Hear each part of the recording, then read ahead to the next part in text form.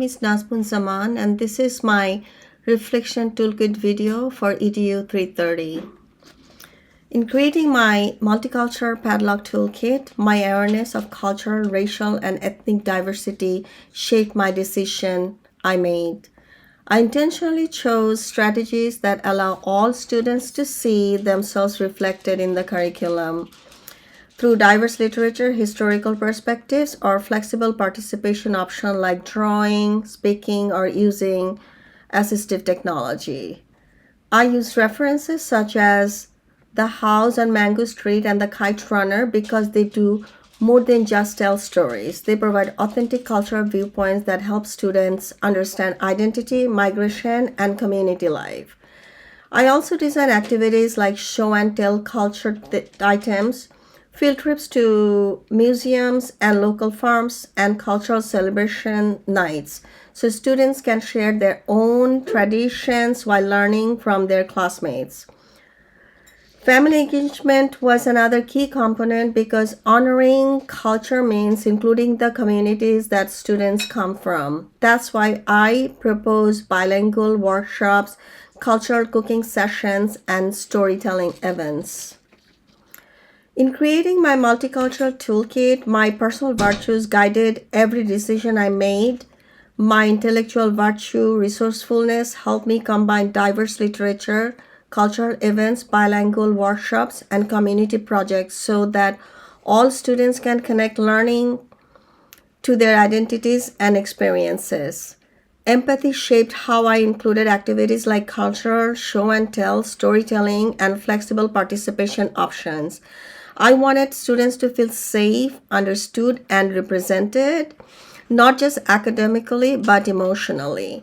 My civic virtue, inclusion, drove my focus on family involvement and cultural celebrations. I aim to ensure every learner and every family feels welcomed and respected in the school community. Finally, motivation influenced how I design engaging, hands-on learning experiences such as field trips, talent showcases, and heritage interviews. I wanted students to be excited to learn about others and proud to share who they are. Together, these factors help me create a toolkit built on belonging, representation, and authentic cultural understanding. Through building my multicultural toolkit, one of the most significant insights I gained was the importance of knowing students, not just their learning needs, but their cultural backgrounds, their families, their languages, and their lived experiences. When students feel their identity is understood and respected, they participate actively, and teacher-student relationships become stronger.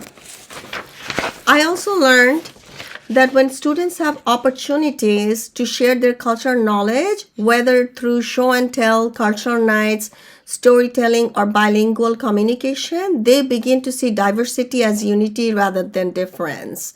These opportunities, biases, stereotypes, and even bullying lose their space because students move from misunderstanding to appreciation. Another meaningful realization was how powerful it is to include families and communities in this process. When families bring their traditions, history, food, and language into the school environment, students feel they're included in the community.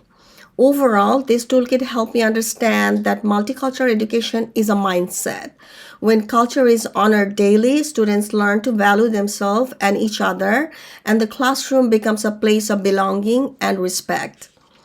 Creating this multicultural toolkit has given me practical skills that I will apply to my teaching. I now understand that multicultural education is not just about adding diverse books or holidays, but about building a learning environment where every student's identity, language, and culture are genuinely integrated into daily practice. As a teacher, I have a major role in modeling inclusive language so students learn how to speak respectfully and value each other's identity. I will continue using strategies like family involvement nights, cultural show and tell, and community-based projects to ensure all students feel seen and valued. I also learned that consistent collaboration with families and community members, not just during special events, but throughout the year to support cultural understanding and equity. Moving forward, I'll be more intentional about selecting materials that reflect a wide range of voices and histories, addressing bias openly and encouraging respectful dialogue. My goal is to create a classroom where differences are celebrated, where students feel confident sharing who they are, and where diversity becomes a source of unity, not division.